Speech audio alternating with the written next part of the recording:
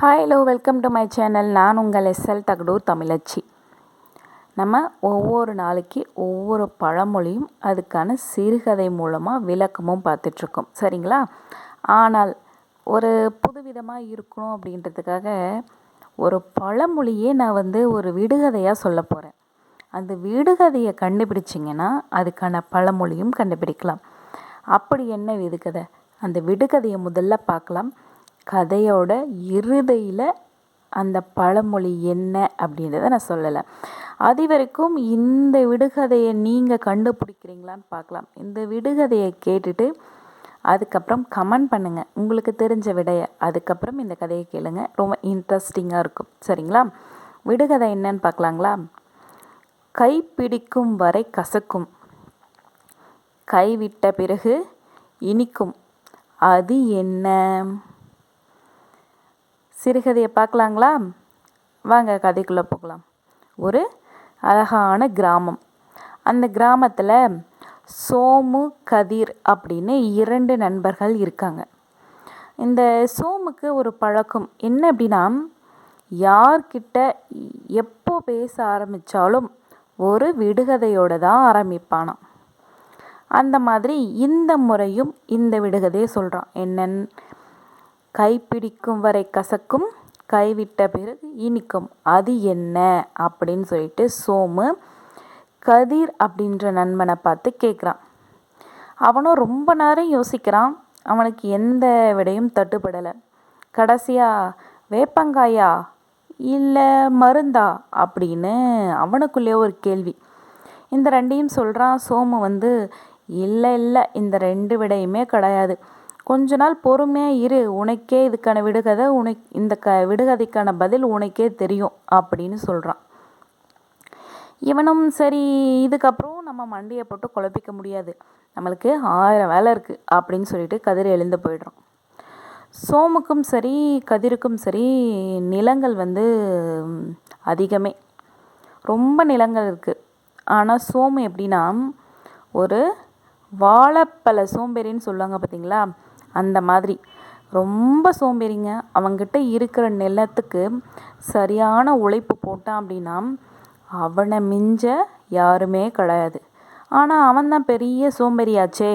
அதனால் என்ன பண்ணுறான், தங்கிட்ட இருக்கிற நிலத்தை உழுகிறதுக்கு மழை எப்போ வரும், மழை வந்தால் பார்த்துக்கலாம், இதுக்கு நம்ம ஏதாவது பண்ணணுன்னா நல்ல நாள் வரட்டும், அது வரைக்கும் காத்திருக்கலாம் அப்படின்னு சொல்லிட்டு ஒவ்வொரு முறையும் அதை ஏதாவது பண்ணணும் அப்படின்னு யோசிக்கும்போது தனக்கு தானே ஒரு கதையை சொல்லிக்கிட்டு தள்ளி தள்ளி போட்டுக்கிட்டே இருக்கான்.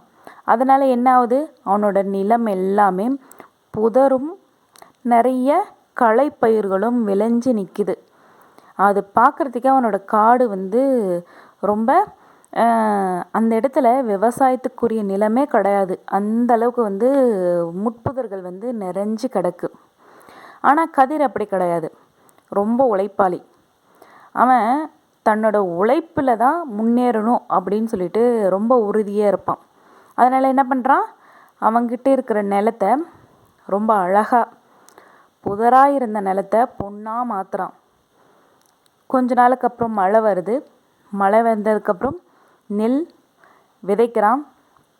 விளைக்கும்போது அந்த இடத்துல நல்ல அழகான நெற்பயிர்கள் விளைந்து நிற்குது. கொஞ்ச நாட்கள் நகருது. நெற்செடிகள் எல்லாம் முத்து முத்தா நெல்மணிகளோட அறுவடைக்காக காத்து நிற்குது. கதிரும் ரொம்ப அழகாக அதை எல்லாத்தையும் அறுவடை செஞ்சு நெல்மணிகளை எடுத்துகிட்டு போய் விற்கிறான். அவனுக்கு நிறைய லாபம் கிடைக்குது. ரொம்ப சந்தோஷமாக தன் வாழ்க்கையில் அடுத்தபடியாக முன்னேறுறான். ஆனால் சோமு சாப்பிட்றதுக்கு கூட நெல்மணிகள் இல்லாமல் ரொம்ப கஷ்டப்பட்டுட்ருக்கான்.